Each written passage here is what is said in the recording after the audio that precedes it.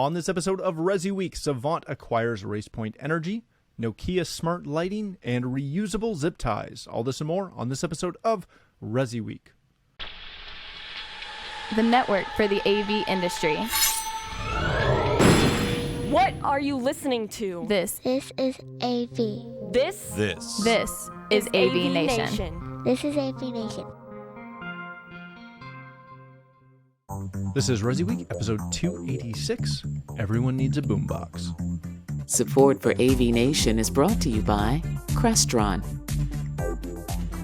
Welcome to this episode of ResiWeek. This is your weekly roundup of all the latest news and stories for the residential AV industry. I'm your host, Matty Scott for AVNation.tv, and this week we're pleased to be joined by two of my good friends. First, we have Mr. John Clancy. He is the VP of Residential for Crestron. How you doing, John?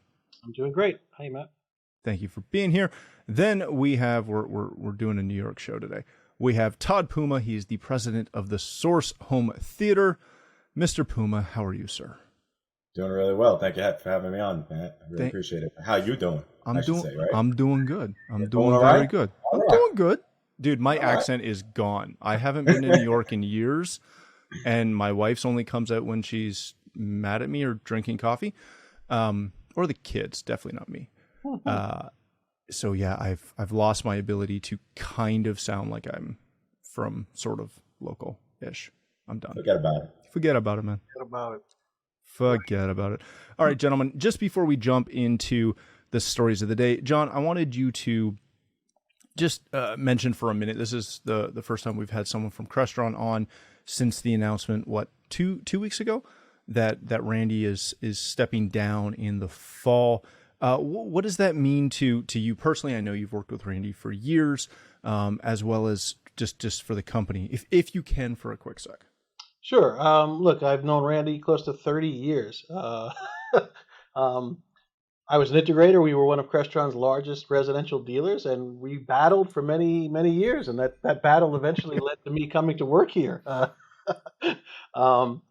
But I will say a couple of things. Look, I think Tim Albright's article in AVNation talked about an instance he had, and Randy's focus on, not letting anyone feel like they were left behind. I always thought we were special because we were one of their largest residential dealers. But to read Tim's version of that, he reached out to everybody the same way, right? And I will say that when you step back and look at integrators, right, we're really service companies, right? Yes, we sell and resell products made by Crestron and other manufacturers, right? But for the most part, what integrators are really selling are the services, right?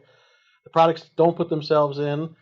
They do need service and support. And I think that focus by Crestron was something that I was personally blown away with when I first started here. In the first 2 weeks of me coming to work here, I was invited to a meeting that's literally held in a conference room right across my office.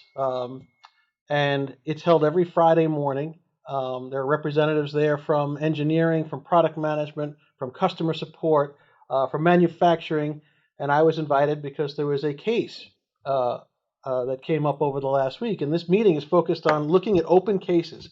So it's run by our Tier 3 tech support, we call ATSG, but Randy is the primary, visitor or guest at this meeting, right? This is to present all open cases to the president and CEO of Crestron, right? And what are we doing about it, right? Is it a manufacturing issue? Is it a design or engineering problem? Do we need to rewrite firmware? And to be honest, that was one of the most impressive things I had seen him, just coming to a big company like this and that focus towards, customer experience with our products. That's that same meeting. Randy, John, I need you to call this dentist in Chicago. He's not having a great experience, and work with, ATSG to get this resolved. But that was something I've witnessed every week I've been here in the last 5.5 years, and it's amazing. Amazing to see at a company this size that he is involved like that. And so that's just one of the things that I was not just blown away with, but that was, I'd say one of the things that I learned and will continue to focus on after Randy's, retired. At least the business unit that's under my purview is continuing that is super important, that the end users who buy our products have the best possible experience. And when it comes to us, we'll respond and take care of them. And that's just, I keep saying this to a number of people around here that, I've learned more in the last 5 years than I did in the first 25 years of being in this business. just by absorbing and watching things like that around my boss. Yeah, that's a huge legacy to leave, that dedication to customer support. That's awesome. All right, gentlemen, let's kick this off with a story that comes to us from CE Pro. Savant has officially acquired Racepoint Energy and renamed it as Savant Power. If you don't know, Racepoint is sort of a sister company. It was started by Bob Madonna, who is now back running as chairman and CEO of Savant after a brief break there. Read through the article. It covers a couple of cool things in Savant's Power's approach to smart energy, etc. Todd, when you see this, when you see Savant acquiring this and really pushing what Racepoint Energy can do and the feature set it brings to that customer base, not that people didn't know Racepoint Energy or Sonnen or any of the other companies that are in this space, but Savant's a big name, and by putting that name Power behind Racepoint Energy and now Savant Power, does that bring this power management, power storage conversation to the forefront of the integration world, or are we still a ways off from that?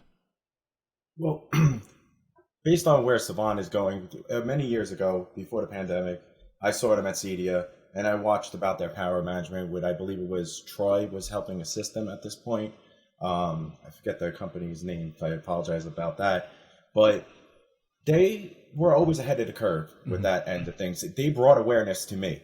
I wasn't aware of or requested ever to have anything be power managed in the home and to kind of work with the different storage and how the house is utilizing the power throughout different transformers and transistors, whatever it may be. And I'm thankful that they brought that to me. But the request has still not been brought to my table on utilizing this. And I'm in New York City. So you figure we're going to work with the one percenters and they're going to be requesting things based upon that, probably a lot quicker than it would be out south at this point. With that being said, am I going to keep an eye on this? Absolutely. Is it going to be something that I believe we're going to be getting requested in the next 3 years or so? I would talk to John Clancy, because whatever he says, that's what I'll be doing. That's great. John, you and I were kind of talking about this a little bit ahead of the show. What is it going to take for power management, and that's not the right term to be. We should be using power storage, microgridding, all of that really fun stuff. If you don't know what microgridding is, look it up. It's mind-blowing. But what is it going to take for this to become even kind of a standard vertical within the residential integration space? Because there are really, like, Racepoint's doing really cool stuff, Rosewater's doing cool stuff, Sonnen's doing cool stuff, but it's still such a niche market. What's it going to take for this to become forefront? Well, I think the company that Todd was referring to before was Pantech or Adapt Energy, right? Yes. And they do some amazing things with our products and companies like Sonnen and others, right? But I guess to your point, I think that the unfortunate thing is I think that it's going to take some bad experiences for people to want to spend money in this way, right? Where they lose power, can't get their generators, can't get fuel for generators. Whatever the problem is, I think would then potentially grow demand. I think the other side of that is just the overall awareness. I don't think a lot of people even know that these are possible. I think they think backup generator, good enough. Do I really need to store power? Do I need multiple sources of power source of just power generation on site, whether it's cogen or wind or solar or all of the above? I think it's a combination of just awareness, and then even when there's awareness, does the cost, is there value there, right? And getting the end user to understand that this is something that they really need. Is it something where, because again, we just a couple months ago saw the gas shortages in the southeast, where like nothing was available, and there were power issues in general, and there were storms and all of those things combined. This can be at the forefront of that conversation. But my takeaway has always been it's there when it happens, but the second that the gas pumps turn back on, it's like, oh yeah, no biggie. We didn't have anywhere to go. And again, one of the things we pointed out earlier was, most of our end users, right? This is one of multiple homes, right? They can always go someplace else, right? So that's one option. But secondarily, and I hate to say it like that, but it really comes down to, the fact that one instance in the Southeast last month or the month before was due to a cyber attack, right? That shut down a pipeline that caused problems, right?